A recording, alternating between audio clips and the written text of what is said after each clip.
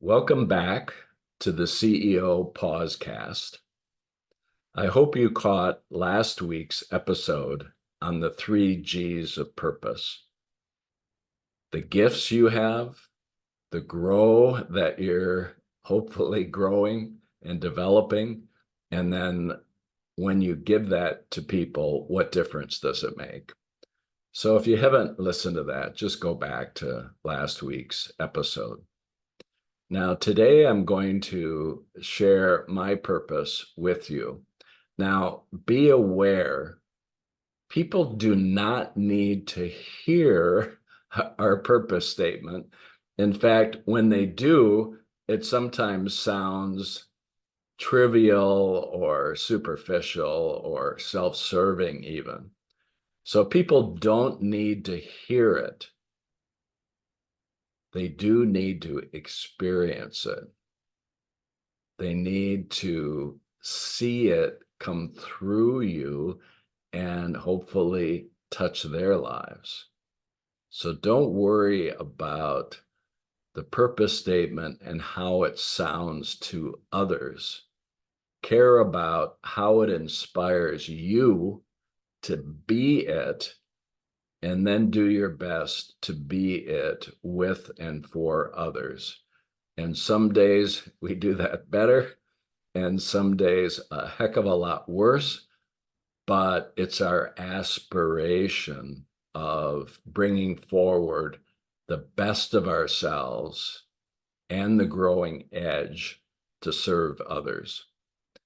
The other thing about the journey to purpose is that if you've done a lifeline exercise, meaning charted out the highs and lows in your life and in your career, you may be able to come up with a metaphor or a symbol or a person or an activity that represents the essence of our purpose.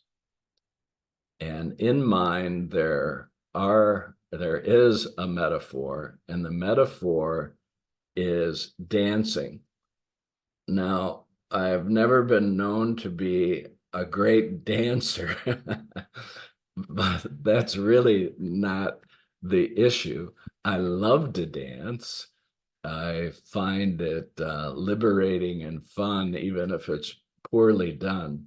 But where this dancing metaphor comes from is from my mother, who had a huge impact on me and really taught me coaching in a sense. Even though she didn't know it was coaching, she always helped us and our family members look at different sides of whatever problem we brought to her.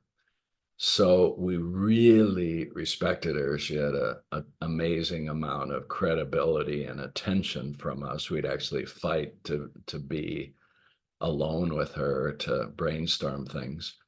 But when she was really happy, she would dance around the house, dancing the Charleston, which is a pretty wild dance from the Roaring '20s in the US. And it's really fun and wild. And she would dance around the house and we would dance behind her. And when this would happen, it didn't matter what was going on in our lives. Life was good. It just somehow shook loose any of our worries or concerns, and we trusted that life was good if it was so good for her in that moment. And she went through a lot in her life, so she was able to shake off a lot from that dancing. So dancing reminds me of that joy, of that influence, and so on. So it's the first word in my purpose.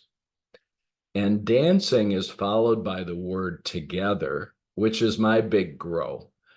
I've been an entrepreneur, or some would say a thought leader, a writer for a long time. And I got really used to performing alone, being in a position to tell others how and what and why to perform. So I was a lot more independently minded than I am now. And I learned together. It wasn't a natural part of my makeup, but turned out to be really important to be together with clients, together with family, together with loved ones, and so on. And it's a constant growth area, even though it appears to improve a little bit. So dancing together kicks off the purpose statement. And think about with yours, what's the metaphor? Doesn't have to be in the beginning. What's the grow? Doesn't have to be the second one. They can be in any order. So dancing together. Now, the next part of the purpose is gifts. Now, it sounds strange when somebody says, "These are my gifts."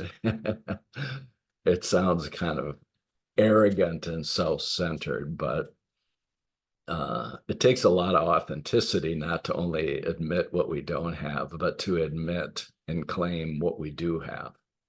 So if you could take it in that spirit, it might be easier for you to digest. So dancing together with playfulness and insightfulness. Those are my two gifts. And sometimes you don't know which order they're going to come in. Sometimes it might be an insightful moment, and then I decide to move into play to kind of break the tension of something deep and insightful and make it a little more human and connected. So I'm always dancing between those two things. And sometimes I don't know which of them are coming in what order, but what I do know is when I'm at my best, those two things come through: playfulness and insightfulness. So those are the gifts. And then the big give for me, and this may sound a little abstract, but it's very meaningful to me, is to,